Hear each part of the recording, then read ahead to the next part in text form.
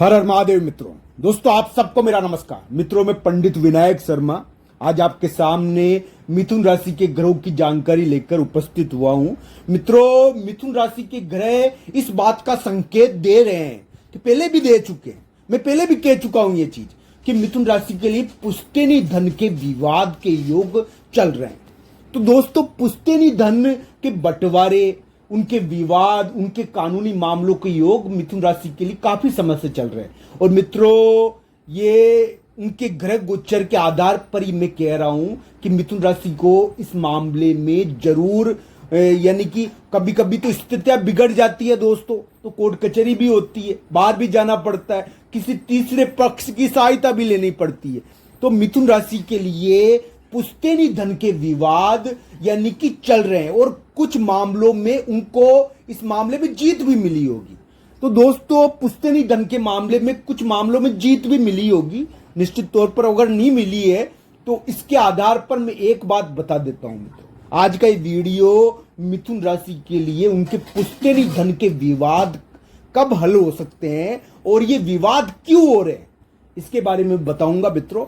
दोस्तों एक बात मेरी ध्यान रखना, मिथुन राशि के लिए इस प्रकार की स्थिति है कि उनके घर के बड़े लोग यानी कि उनकी प्रॉपर्टी का और जमीन जायदाद का 2023 लास्ट में 2024 में यानी कि बंटवारा कर सकते हैं, उनको पुश्तैनी धन बांट सकते हैं। अगर पुश्तैनी धन वो नहीं बांटे तो उनके लिए कानूनी रास्ते अख्तियार करने वाली स्थिति भी दिखती है। मित्रों ग्रहों का इस प्रकार का प्रभाव है कि एक उम्मीद बनती है कि मिथुन राशि के लिए यानी कि ग्रह कुछ सकारात्मक चीज करवा देवे, उनको कानूनी मामलों में कोई जीत दिलवा देवे। इस प्रकार की सकारात्मक स्थिति का हम अंदाजा लगा सकते हैं। पर दोस्तों किसी भी मामले में यानी आगे जाने के लिए एक चीज का निर्णय करना बहुत जरूरी है। जो मिथुन राशि वाले जातक ये प्रोग्राम देख रहे हैं वो अपनी कुंडली में इस चीज को देख लीजिए दोस्तों। अगर उनकी कुंडली में लाभ भाव का स्वामी यानी कि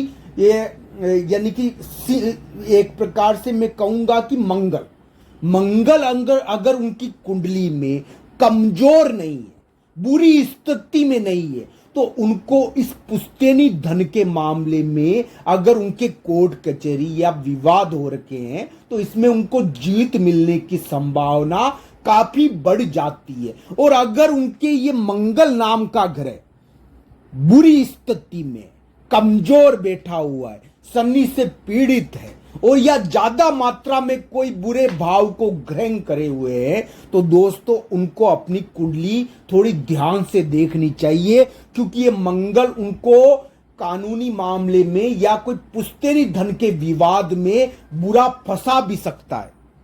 दोस्तों मिथुन राशि वाले जातक को अपने मंगल को जांचना चाहिए, मैं गलत नहीं कह रहा हूं। अगर उनके मंगल कमजोर स्थिति में होगा, बुरी स्थिति में होगा तो फिर कोई भी दबा देगा, उनको कोई भी हरा देगा। दोस्तों ये जरूरी है कि उनको इस प्रकार की स्थिति का भान हो। दोस्तों ग्रहों का प्रभाव हमारे ऊपर पड़ता है। मैं ये नहीं कह रहा दोस्तों कि मिथुन राशि वाले जातक को कानूनी मामलों में जीत मिल जाएगी, पर हाँ थोड़ी संभावना बनती है। पर दोस्तों दंड मिलने का भी थोड़ा योग बना है, पर हाँ जीत की संभावना ज्यादा है। हालांकि प्रत्येक व्यक्ति की कुंडली के आधार पर इसका निर्णय होना चाहिए। अगर मंगल की स्थिति कोई व्यक्ति के अच्छी है, कुंडली में मंगल बहुत बलवान होया हुआ है और उसको अगर उसके ये इस प्रकार का गोचर है तो उसको जीत मिलती है। मंगल को देखना बहुत जरूरी है।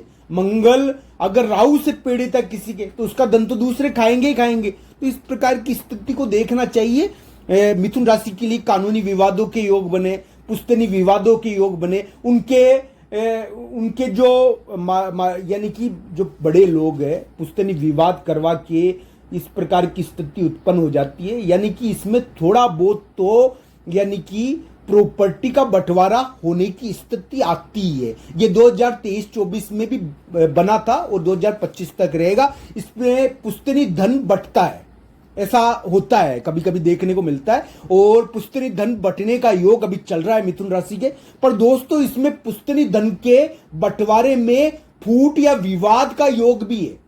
और अगर इस मामले में विवाद हो रखा है मिथुन राशि वाले जातक के, तो उनको ध्यान से अपने मंगल को देख लेना चाहिए। क्या उनके मंगल बुरी स्थिति में तो नहीं है, कोई खराब बैठा हुआ तो नहीं है? अगर खराब बैठा हुआ है तो फिर दोस्तों उनको ध्यान से देखना चाहिए उसकी स्थिति, क्योंकि ग्रहों का प्रभाव उसी आधार पर हमारे ऊपर पड़ेगा जिस रूप में ग्रह हमारी कुंडली में स्थित है।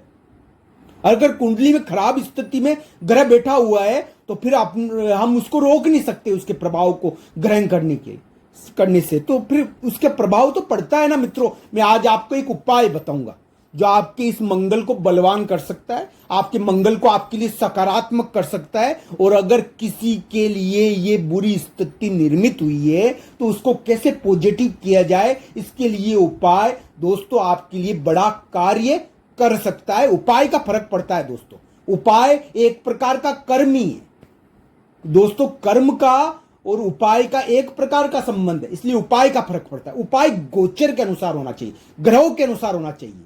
तो दोस्तों कानूनी विवाद और पुश्तैनी धन के विवाद अभी मिथुन राशि के चल रहे होंगे, कुछ हल भी हो गए होंगे, जिनकी कुंडली में अच्छे ग्रह गोचर है उनके हल भी हो गए होंगे, क्योंकि कुछ स्थितियां बीच में आई थी हल होने की, तो हल भी हो गए होंगे। पर जिनके हल नहीं हुए और जिनको इस मामले में लेने के देने पड़ गए हैं, उनके लिए उपाय कारगर हो सकता है। मित्रों एक बात मेरी ध्यान से सुनना, ये उपाय आपके गोचर पर आधारित है और ये एक विशेष समय में किया जाता है, हर समय किया नहीं जा सकता ये, तो ये उपाय आपको उस विशेष समय में ही करना चाहिए, ये निवेदन है मेरा।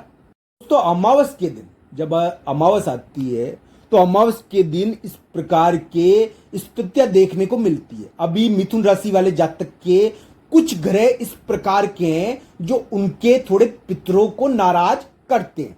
तो दोस्तों मैं ये नहीं कह रहा कि सभी मिथुन राशि वाले जातक के यानी इसका प्रभाव पड़ेगा या उनके पितृदोष है या उनके नाराजगी है, मैं ये नहीं कह रहा दोस्तों, ये तो कुंडली के अनुसार फर्क पड़ेगा। पर दोस्तों गोचर में इस प्रकार की स्थिति हुई है कि थोड़ा सा उनके पितृ यानी कि भारी हो गए, तो दोस्तों ये चीज करनी चाहिए, यानी अमावस के दिन उनको मंगल प्रधान चीजों का दान करना जरूरी है। मंगल प्रधान चीजें कौन कौन सी है दोस्तों? लाल वस्त्र का, कोई गरीब को, कोई यानी कि वृद्ध स्त्री को आप यानी कि लाल वस्त्र दान कर सकते हैं, आप गुड़ का दान कर सकते हैं अमावस के दिन। तो अमावस के दिन गौ सेवा करने से और मंगल प्रधान चीजों का दान करने से इस प्रकार की चीजें हल हो सकती है दोस्तों, क्योंकि ये योग बना है राहु के द्वारा। दोस्तों राहु के बिना कोई भी पुश्तैनी धन के विवाद नहीं होते, तो दोस्तों राहु तो ये कार्य करवाता ही है, उसका तो काम ही झगड़े करवाना है, लोगों को लड़ाना है, तो ये काम कराता रहता है, तो इसको कम करना पड़ेगा, इसका प्रभाव देखना चाहिए, अलग अलग व्यक्ति पर इसका प्रभाव पड़ता है। मित्रों आज मैंने आपको बताया, आपके लिए ये उपयोगी हो सकता है, आशा आपको पसंद आया होगा। आप सबका धन्यवाद वीडियो देखने के लिए।